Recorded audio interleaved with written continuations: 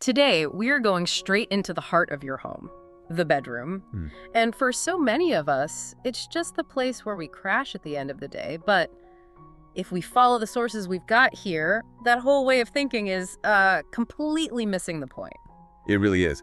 They frame the bedroom as a canvas, a space that demands something they call layering to become this complete intentional retreat. Right, it's moving beyond just decorating and into, like, true environmental design. That's it, exactly. And our mission here is really to be your guides through all this material on the art of layered bedroom design.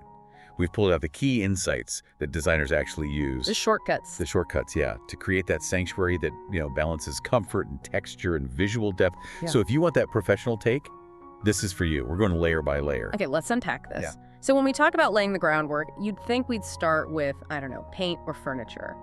But we can't.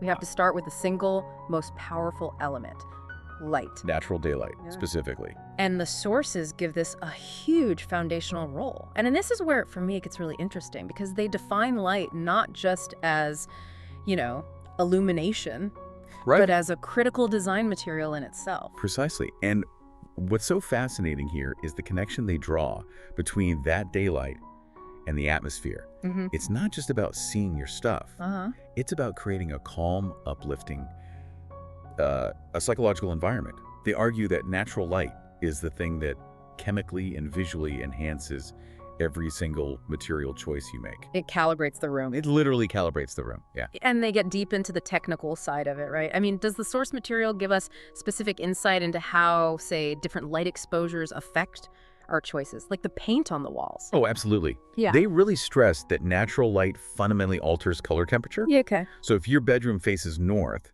you're getting this cooler, bluer, more consistent light all day. If you don't account for that, a cool gray on the wall will look almost clinical. Right, it'll feel cold. Exactly. So the sources suggest using warmer undertones in your paint creams, soft taupes, to kind of compensate and keep that warmth. In a south-facing room is the opposite, I assume. The complete opposite. You'll get that intense warm light, which means you can actually get away with slightly cooler tones without losing any of that coziness. I love that. So you're adjusting the palette to work with the light. It's that level of intentionality that separates the designer approach. And the sources point to specific architectural choices to maximize this, right? We're talking floor-to-ceiling windows and doors. Yes, and that speaks to the dynamic nature of this layer. It's about interaction. They emphasize letting that light wash across highly textured surfaces. So not just flat drywall. Exactly. Think a subtle textured plaster or even linen-covered walls. When you get that interaction between the light and the texture, the room actually feels alive as the sun moves. It's the first layer, the atmospheric layer. If you don't get that right. The rest of the layers will just fall flat. Okay, so if light is the atmosphere, we need something substantial to anchor it. We're moving from the ethereal to the foundational pieces. The furniture. Yeah, anchors, yeah.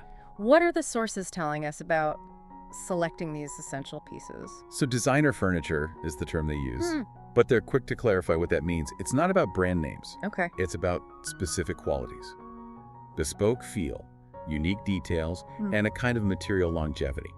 The items they list are, first, the upholstered bed, which brings in this huge, soft, monolithic texture. Right. And then refined side tables. And often they'll use non-traditional materials here, like stone or metal, to create a bit of a counter texture. So bed and side tables, that's the baseline, but the critical piece, the one that really elevates the room beyond just a basic bedroom, is the lounge seating. That seems like a luxury for a lot of spaces. It is, but they call it a non-negotiable layer. And the reason is purely psychological. How so? Including dedicated lounge seating, an armchair, a chaise, whatever. Yeah. It signals to your brain that this room is for more than just utilitarian sleep. It's for rest. For It's an intentional rest, yeah. It transforms the bedroom into a multifunctional living space. But a lot of our listeners are probably working with smaller rooms. I mean, what do the sources say about that? Are there alternatives to a big, bulky armchair? That's a great question, and yes, they do acknowledge spatial limits. The compromise they suggest is to use dual-purpose pieces. Okay. So instead of a huge armchair, maybe a beautiful elongated bench or a daybed under a window, it still gives you a zone for lounging that isn't the bed itself. So the principle's the same, you just have to be clever about it. The principle remains. Yeah. You have to design a zone for leisure that isn't the primary sleeping surface. That makes so much sense. Okay, so we have atmosphere with the light and structure with the anchor furniture. Now we move into the layers that bring the softness, the comfort. Yes. This is where that visual depth becomes really tactile, where you build that cocoon feeling. This is the textural layer, and it's the one that's often done poorly by just, piling on more pillows. Mhm. The sources are very systematic about this. They list 3 core layered textiles. Yeah.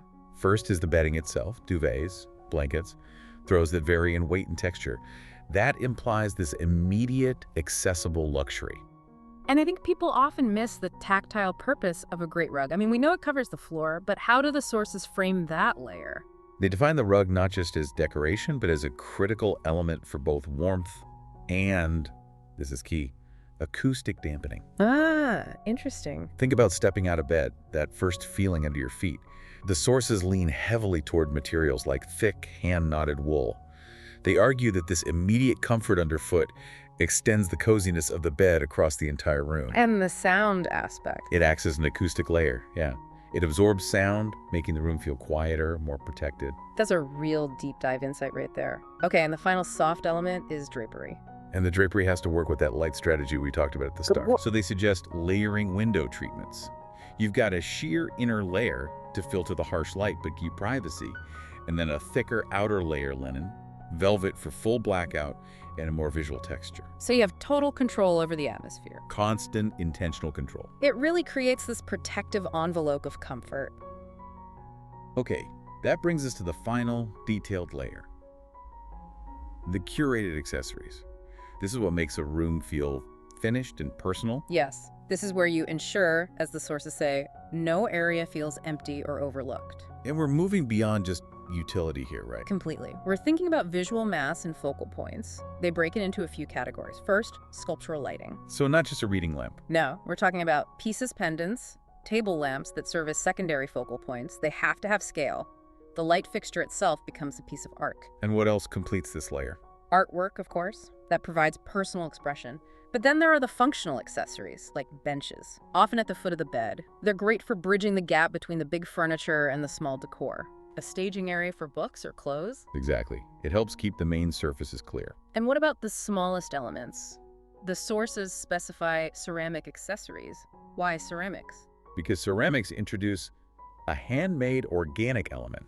It's a necessary counterpoint to all the refined textiles and clean furniture lines. Ah, so it's about imperfection. Yes. The glazes, the textures, the little imperfections, they remind you that the room has been touched by human hands. It keeps the space from looking mass-produced.